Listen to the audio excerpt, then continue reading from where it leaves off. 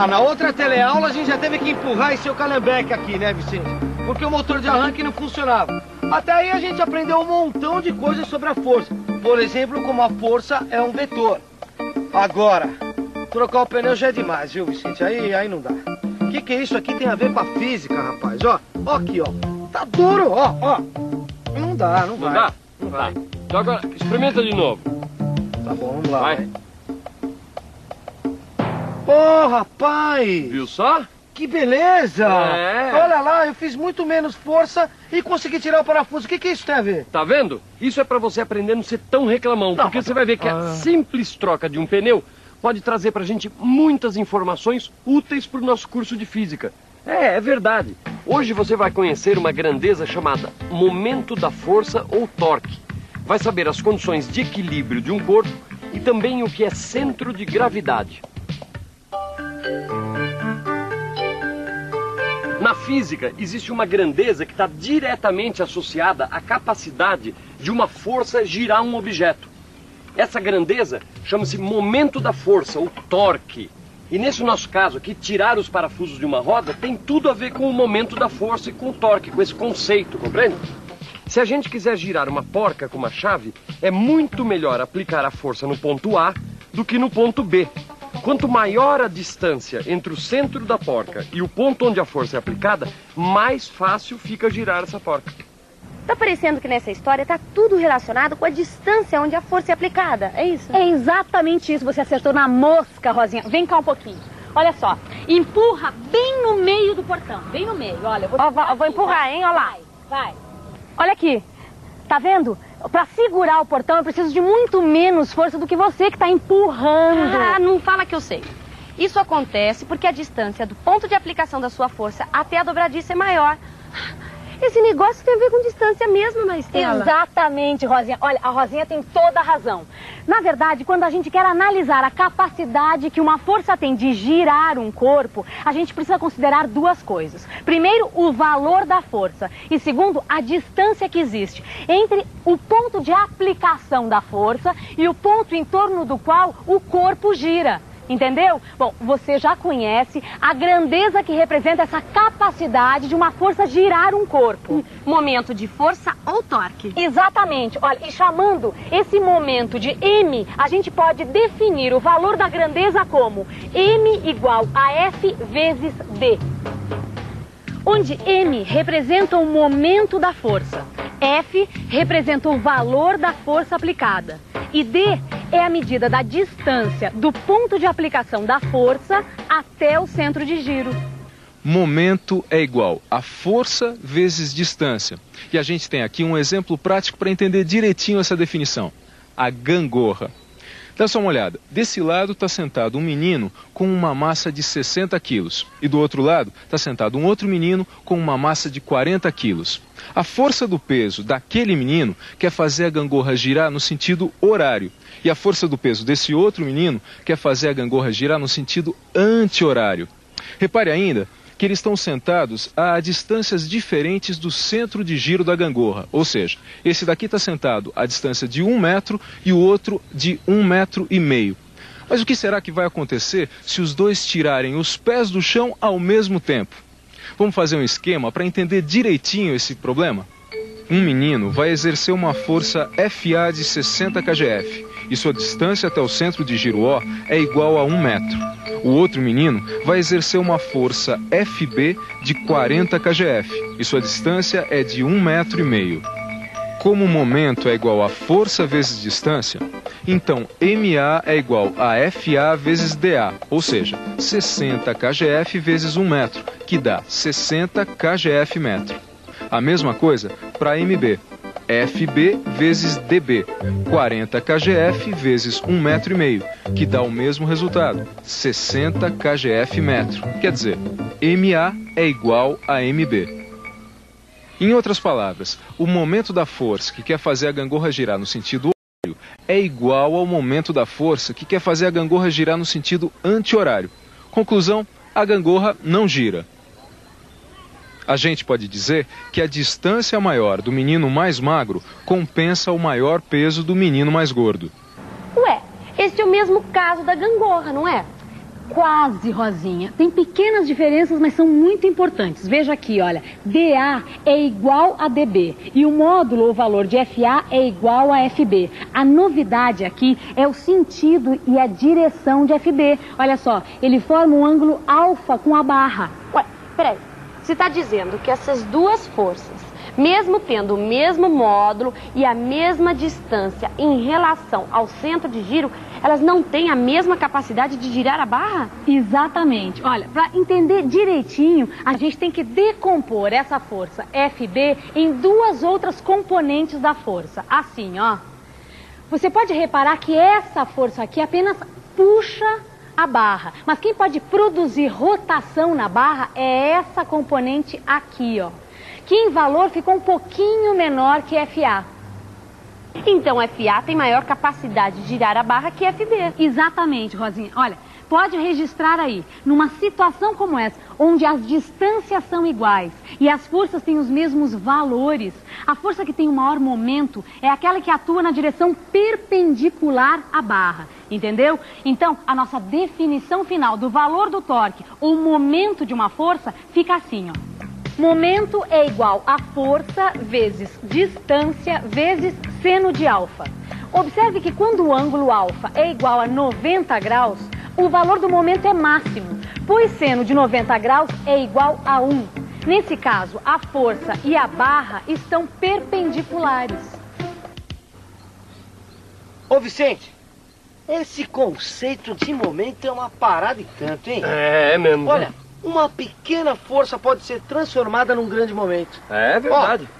Ó, esse macaco aqui tem a ver com esse conceito, não? Ó, pensa bem. Eu venho aqui, faço uma pequena força e consigo levantar esse carro que tem uma massa e tanto, rapaz, ó. É verdade. Agora, o macaco já é um sistema um pouco mais complicado, né?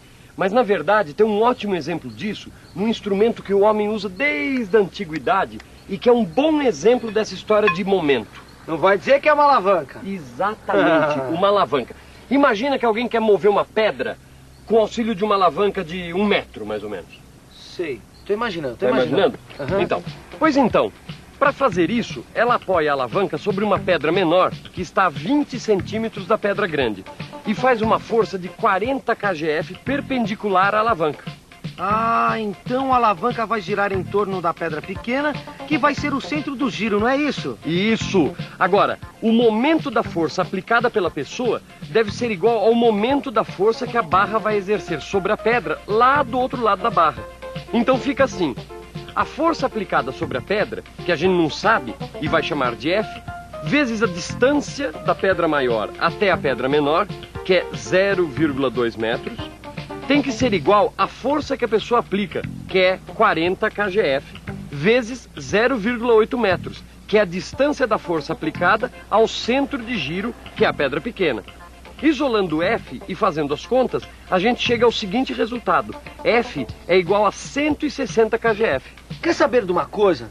Depois dessa boa noção da grandeza momento, rapaz, tem um assunto que me deixa com a pulga atrás da orelha. O que é? O equilíbrio, Vicente. Não é? Ó, o equilíbrio. Ó, repara. Bem lembrado, Gil. Bem lembrado. Ó, aqui, ó. É, rapaz, ó. Equilíbrio. Eis aqui uma situação de equilíbrio. Duas crianças puxando uma caixa com a mesma força, na mesma direção, só que em sentido contrário. Ou seja, a força resultante é igual a 0 e a caixa fica aí, paradinha. Agora, será que basta que a força resultante seja igual a 0 para que a caixa fique em equilíbrio? Vamos ver? Aí, viu? Nesse caso, a força resultante também era igual a 0, só que isso não bastou. A caixa não ficou parada, ela girou. Então, afinal, o que será que é necessário para que um corpo fique em equilíbrio? Bom, vamos lá. Para que um corpo fique em equilíbrio, são necessárias duas condições.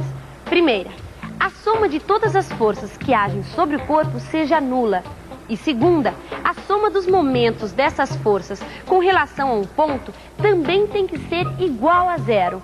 É isso mesmo, Maristela? Tá perfeito, Rosinha, mas dá uma olhada nesse exemplo prático para você entender direitinho. Olha só, aqui eu estou com 3 bolas iguaizinhas que estão penduradas nesta barra aqui.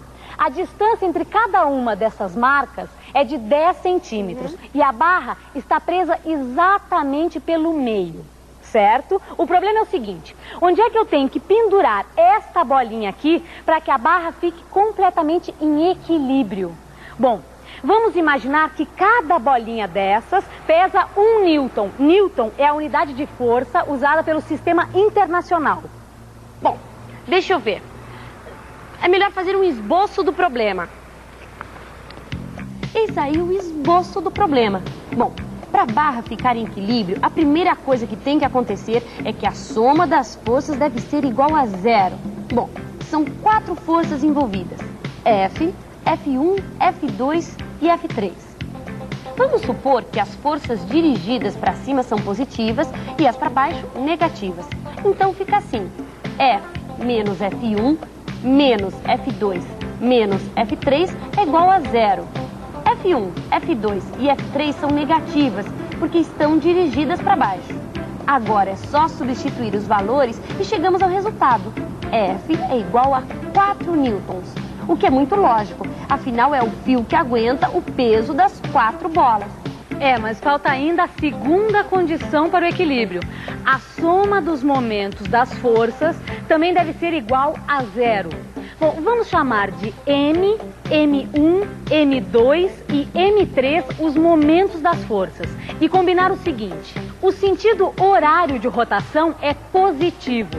A força F3 é a única que faz a barra girar no sentido horário. E repare que a força F não faz a barra girar, já que está aplicada no ponto de suspensão. Então, fica assim, F3, D3, menos F2, D2, menos F1, D1 é igual a 0. Aí é só substituir os valores, lembrando que D3 é a distância que a gente quer descobrir. 1 vezes D3 menos 2 vezes 0,1 menos 1 vezes 0,3, que dá 0,5 metros. Traduzindo, a gente precisa amarrar a esfera a meio metro do ponto de suspensão. Olha só, confere, a barra está equilibrada. Quer dizer então, Maristela, que para resolver os exercícios de equilíbrio é só checar essas duas condições e ver o que está faltando? Mas nesse caso que a gente acabou de resolver, o peso da barra foi desprezado e nem sempre isso é possível. Por esse motivo é que a gente tem que saber o que é centro de gravidade. É centro de gravidade?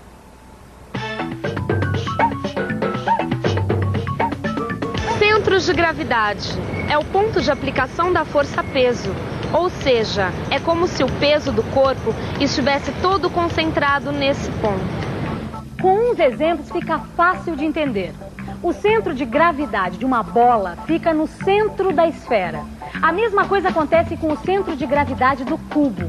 Numa chave, ele fica mais perto da parte que gira a porca. E no ser humano, fica aproximadamente na altura do umbigo, na parte interna do corpo. Agora já dá para encarar qualquer exercício. Agora dá. Mas é melhor a gente fazer uma revisão de tudo que a gente aprendeu nessa teleaula. Não é uma boa?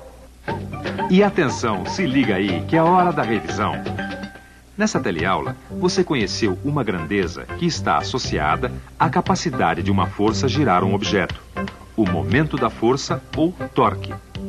Viu que essa grandeza depende do valor da força e da distância dessa força ao centro de giro, e que pode ser definida da seguinte maneira: M é igual a F vezes D vezes seno de alfa.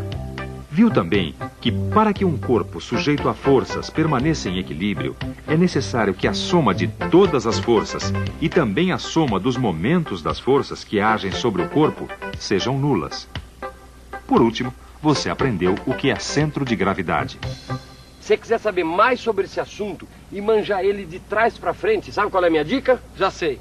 Estudar, estudar e fazer exercício. É isso aí, livros de estudo. Até a próxima. Até a próxima. Isso aqui precisa guardar. Eu acho que precisa guardar aí.